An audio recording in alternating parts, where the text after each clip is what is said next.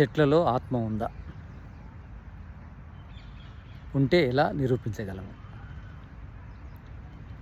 ఆత్మకు ఇచ్ఛ, ద్వేషము, సుఖము, దుఃఖము, జ్ఞానము, ప్రయత్నము అనే లక్షణాలతో పాటు శ్వాస, ప్రశ్వాస, ఉన్మేషణము, నిమేషణము అంటే కనురెప్పలు మూసుకోవడము, తెరవడము, తర్వాత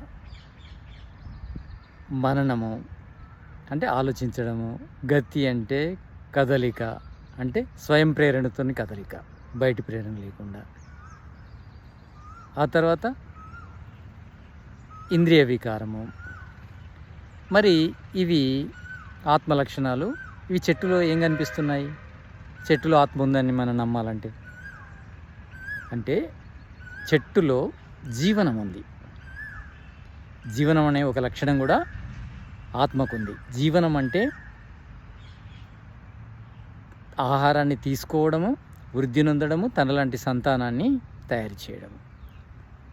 ఈ లక్షణం ఉంది కనుక జీవిలో అంటే వృక్షం లోపల ఆత్మ ఉంది. ఆత్మ ఉంది కనుక ప్రాణం కూడా ఉంది. ఆత్మ ఎక్కడ ఉంటుందో ప్రాణం అక్కడ ఉంటుంది.